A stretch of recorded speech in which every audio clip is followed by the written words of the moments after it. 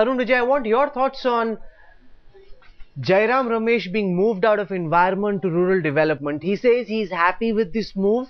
Do you believe it was because he was becoming a bit of an obstacle for growth, for development? That's why he's been moved out? There is no alternative before Jairam Ramesh except to say that he is happy with whatever he has got. But Rahul, I would like to mention one point which is missing from the TV debates on this reshuffle. That is, this reshuffle also brings to the fore a sort of a very subtle rift between Sonia Gandhi camp and Manmohan Singh camp. It was unbelievable till some time before, but now there were many Sonia loyalists who were trying to get onto the cabinet, but it was refused, and perhaps that was the pressure Manmohan Singh wanted to resist, that they had to postpone the reshuffle 2 days.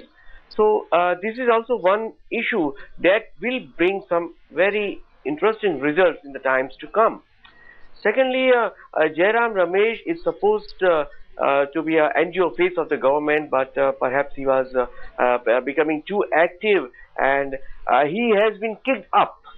So that is one thing that is that a fair assessment, MJ, that he's been kicked up because he's now got, after defense, one of the biggest budgets the central government has to offer. It was the NREGA which is widely credited as having won the UPA second term in power. Is this really a demotion in the name of a promotion?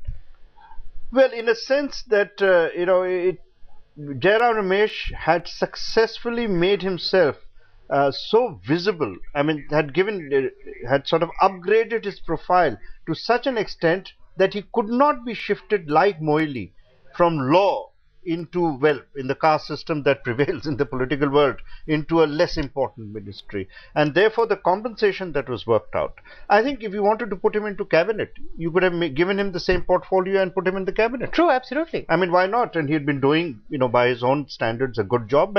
According to many people, he'd been doing a very good job. He certainly knew his subject. When he came to the India Today conclave, he spoke very well without reference to papers. He was on top of his subject.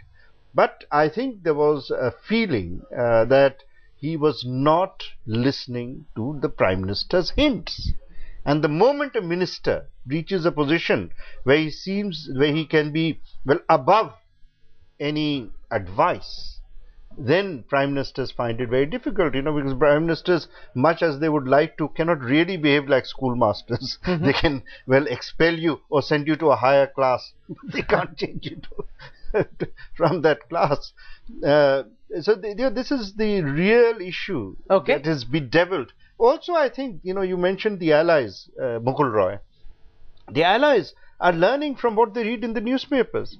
If a Congress General Secretary can arbitrarily be dismissive about the Prime Minister and then pay no price, and then there is no accountability, why should Mukul Roy, who is beholden only to Mamata Banerjee, have any respect?